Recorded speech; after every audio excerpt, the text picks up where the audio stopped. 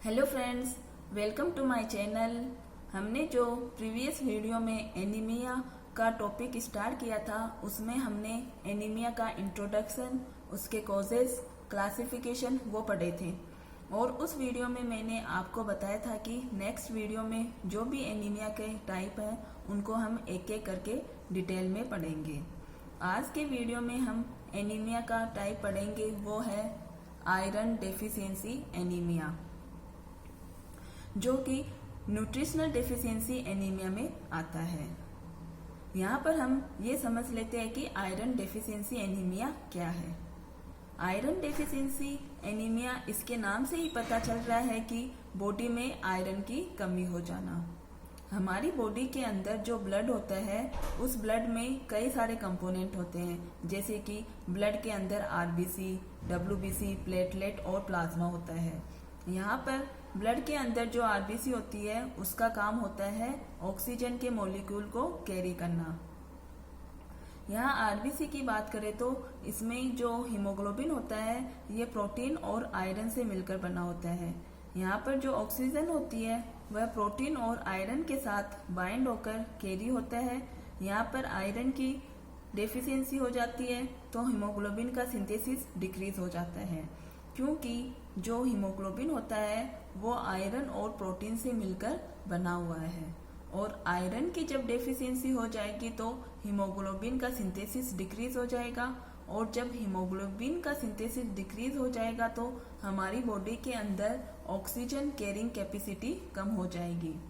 हमारी बॉडी को proper oxygen नहीं मिलेगी। जब प्रॉपर ऑक्सीजन नहीं मिलेगी तो कई साइन और सिम्टम देखने को मिलेंगे। तो ये कंडीशन आयरन डेफिशिएंसी एनीमिया की है। अब हम बात करते हैं इसके कॉजेज की। इसमें सबसे फर्स्ट कॉज है loss of blood. Blood loss की वजह से एनीमिया हो सकता है। इसमें कौन कौन से रीजन होते हैं जिससे ब्लड लॉस हो सकता है, जैसे कि हैवी ब्लीडिंग।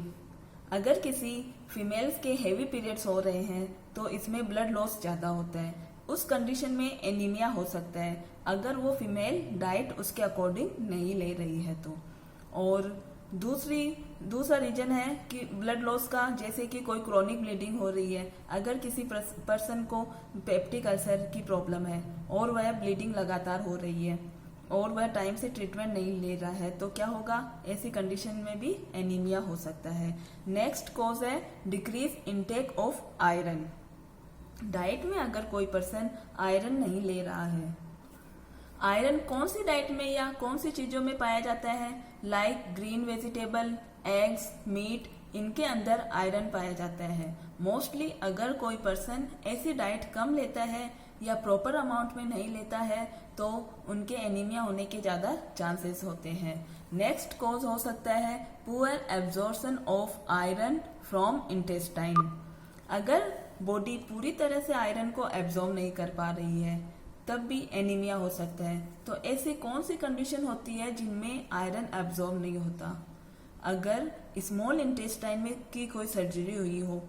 मैं आपको बता दूं कि आयरन जो एब्जॉर्ब होता है वह कहाँ होता है, स्मॉल इंटेस्टाइन के जो ड्यूोडेनम पार्ट है और जेजुनम पार्ट है उसमें एब्जॉर्प्शन होता है आयरन का। अगर मान लो ऐसी कोई सर्जरी हुई है जिसमें ड्यूोडेनम को रिमूव कर दिया या जेजुनम को रिमूव कर दिया तो क्या होगा, आयरन एब्जॉर्ब नहीं होगा। तो ऐसी कंडीशन में भी एनीमिया हो सकता है।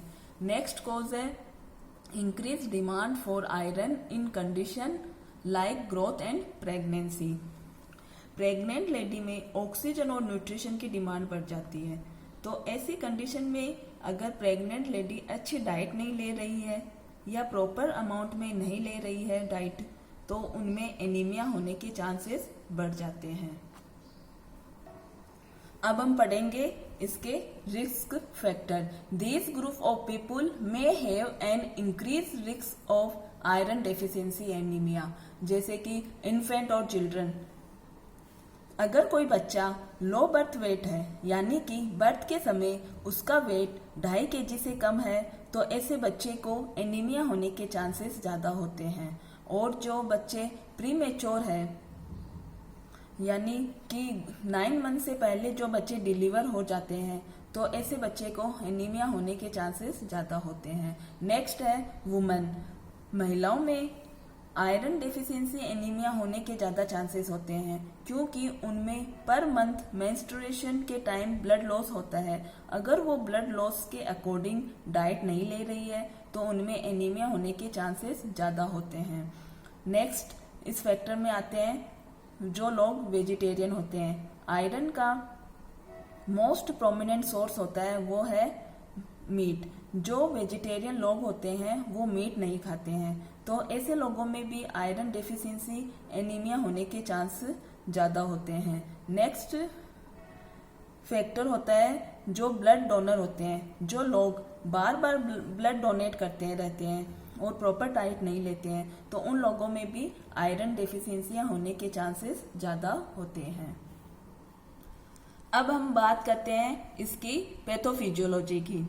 यहाँ पर जो पॉजिटिव फैक्टर होते हैं उनकी वजह से क्या होता है कि बॉडी में आयरन की रिक्वायरमेंट इंक्रीज हो जाती है, बट पर्सन को जो डाइट ले रहा है वह कम है, यानी कि डाइट में आयरन की मात्रा कम है और बॉडी को रिक्वायरमेंट ज़्यादा है।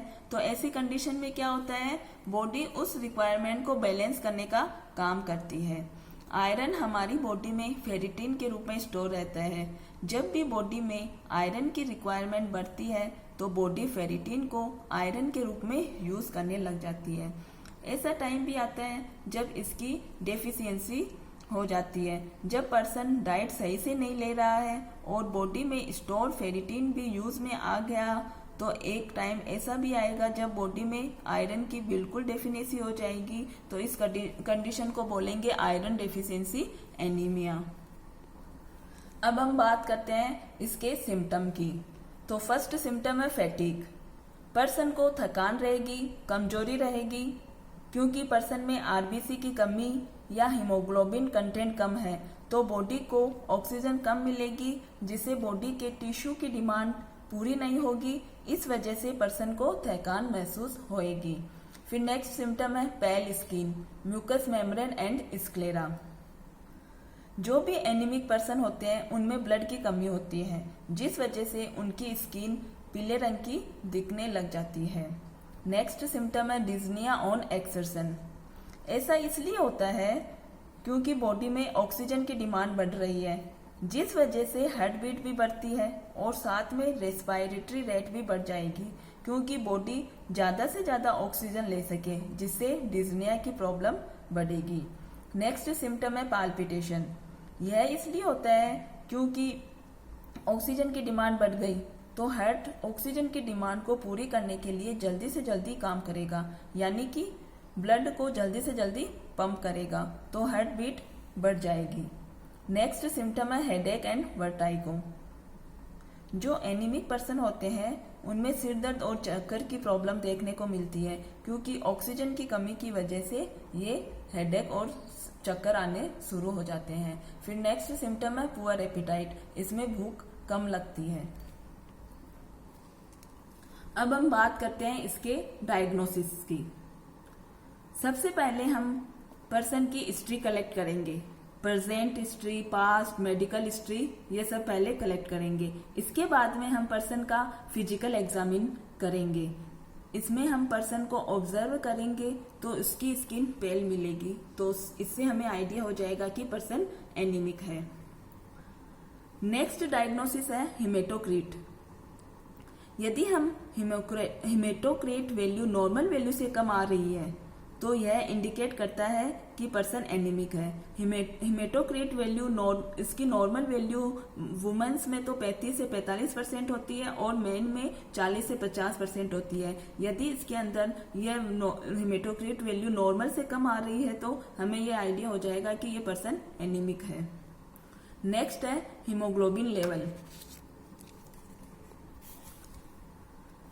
हीमोग्लोबिन लेवल नॉर्मल से कम है तो यह एनीमिया को इंडिकेट करता है। नेक्स्ट है आरबीसी की साइज एंड कलर। इसमें आरबीसी की साइज स्मॉल होएगी, जैसे इसमें लिखा हुआ है माइक्रोसाइटिक और हाइपोक्रोमिक, तो इसमें आरबीसी की साइज तो स्मॉल रहेगी और जो आरबीसी का कलर है वह लेस हो जाएगा क्योंकि इसमें हीमोग्लोबिन काउंट कम है। तो आरबीसी की साइज और कलर कैसा रहेगा? Microcytic, hypochromic. नेक्स्ट है सीरम फेरिटिन। इसकी वैल्यू नॉर्मल से कम है तो यह आयरन डेफिशिएंसी एनीमिया को इंडिकेट करता है। इसकी नॉर्मल वैल्यू 30 से 300 नैनोग्राम पर ml होती है। फिर नेक्स्ट डायग्नोसिस है एंडोस्कोपी। अगर पर्सन में क्रोनिक ब्लीडिंग की कंडीशन प्रेजेंट है तो हम एंडोस्कोपी करवाते हैं। अब हम बात करते हैं इसके मैनेजमेंट की। मैनेजमेंट में हम पेशेंट को क्या देंगे? Iron supplement.